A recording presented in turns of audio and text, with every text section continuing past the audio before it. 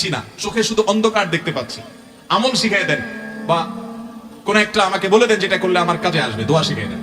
তখন স্যার রাহমাহুল্লাহ তাকে বলেছেন, আপনি ভোর রাতে উঠে, শীত হোক আর গরম হোক, আল্লাহ তাআলা বলেছেন ওয়াল্লাযীনা ইয়াবিতুনা লিরাব্বিহিম সুজদান ওয়া কিয়ামা, যারা আল্লাহ রাব্বুল আলামিনকে সন্তুষ্ট করবার জন্য রাতের বেলায় দাঁড়িয়ে আল্লাহর ইবাদত করে, নামাজ পড়ে এবং সিজদা দেয়, অর্থাৎ তাহাজ্জুদের নামাজ পড়ে। ভাইরা আমার, আল্লাহর জমিনে 5 ওয়াক্ত নামাজের পর সবচেয়ে শ্রেষ্ঠ, সবচেয়ে মর্যাদাপূর্ণ নফল নামাজ হলো, সুন্নাত নামাজ হলো।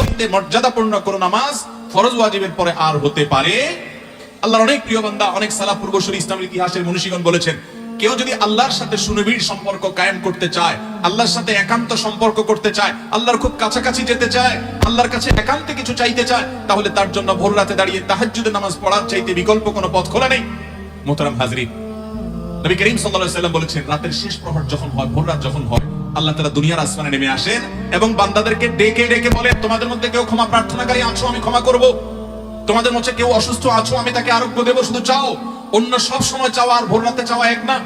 ভাইরা আমার, ডক্টর খন্দকার আব্দুল্লাহ জাহাঙ্গীর রাহমাহুল্লাহর একটি ঘটনা তিনি নিজে বলছিলেন কোন একটা বক্তব্যে, আপনারা অনেকে হয়তো শুনেছেন অনলাইনে। তিনি বলেছেন যে আমার কাছে এক আল্লাহর বান্দা এসে বলেছেন, হুজুর এমন এক বিপদে পড়েছি, এখান থেকে উদ্ধার হওয়ার কোনো পথ আমি দেখছি না, চোখে শুধু অন্ধকার দেখতে পাচ্ছি, আমল শিখাই দেন বা কোন একটা আমাকে বলে দেন যেটা করলে আমার কাজে আসবে, দোয়া শিখাই দেন।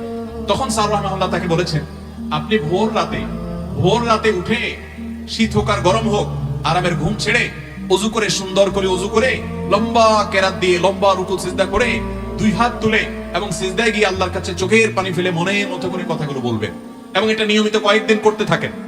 তিনি আমলটা করেছেন। স্যার রাহমাহুল্লাহ বলেছেন, কয়েকদিন পরে লোকটা আমার কাছে আসলো, এসে বলছে যে ভাই, আমার নিজের কাছেই অবিশ্বাস্য মনে হচ্ছে যে আল্লাহ তাআলা আমাকে এইভাবে উদ্ধার করবেন, আমি কল্পনাও করি নাই, আমার সমস্যাটা সমাধান হয়ে গেছে। ভাইরা আমার, আপনি যদি পৃথিবীতে আপনার দুঃখের কথাটা বলার মতো কোনো মানুষ না পান, কারোর কাছে বলার পর ভরসা না পান, আপনার যদি দেয়ালে পিঠ থেকে যায়, তো মনে রাখবেন ভোর রাতের তাহাজ্জুদ হলো আল্লাহর জমিনে আপনার জন্য সবচেয়ে বড় অস্ত্র, সবচেয়ে বড় অস্ত্র।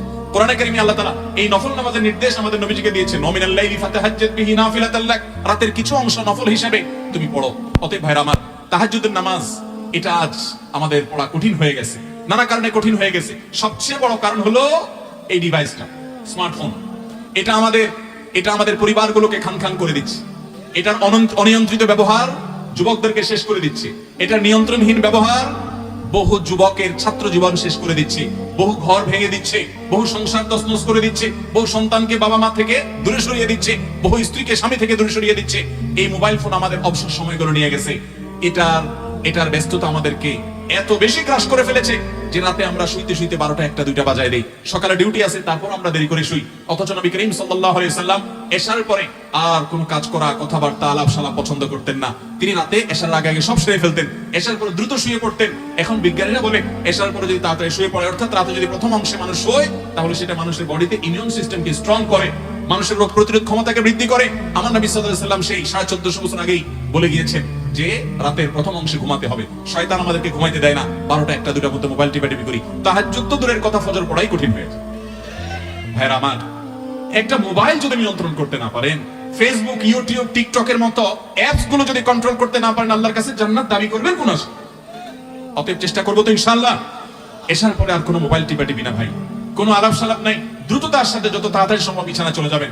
শীতের রাতে যদি আপনি তাড়াতাড়ি শুয়ে পড়েন, 9টা বা 10টার ভিতরে যদি আপনি ঘুমায় যেতে পারেন এবং ঘুমের আগে যদি অহেতুক মোবাইল টিপাটিপি না করেন, তাহলে শুইলেই ঘুম আসবে। দেখবেন ভোর রাতে এমনি ঘুম ভেঙে যাবে এবং তাহাজ্জুদ পড়া সহজ হবে। বিশেষ করে রমজান মাসে সাহরি খেতে সবাই উঠেন কি উঠেন না? যখন উঠেন ওই টাইমটা দোয়া কবুল হয়। ম্যাক্সিমাম মানুষ এই বিশাল বড় সুযোগটা হাতছাড়া করে, শুধু সাহরি খায়, খেয়ে দেখে ফজর কখন মুক্ত হবে। আরে ভাই, ঘড়ির দিকে না তাকায়া সাহরি খাওয়া শেষ হয়েছে 20 মিনিট 30 মিনিট যদি থাকে, তো ওই টাইমে 2 রাকাত নামাজ পড়ে একটু আল্লাহর কাছে হাত তোলেন, কারণ এটা দোয়া কবুলের সময়। চেষ্টা করবো তো ইনশাআল্লাহ। রহমানের বান্দাদের 3 নম্বর বৈশিষ্ট্য হলো তারা তাহাজ্জুদের নামাজ পড়ে ভোর রাতে উঠে। ভাই, তাহাজ্জুদের নামাজ সারা বছর পড়তে পারে না, সকালে ডিউটি থাকে, রাতে আসতে আসতে দেরি হয়ে যায়, ভালো কথা। অন্তত বন্ধের দিনগুলোতে পরিকল্পনা করেন যে আমি তাহাজ্জুদ পড়বো। রমজানে পরিকল্পনা করেন, যে সুযোগ আছে সেই সুযোগটাকে কাজে লাগান। চেষ্টা করবেন তো ইনশাআল্লাহ। শীতের মৌসুমে একটু চেষ্টা করেন, মাঝে মধ্যে 2-4 রাকাত তাহাজ্জুদ পড়েন। আল্লাহ আমাকে আপনাকে আমাদের আমলের তৌফিক দান করুন।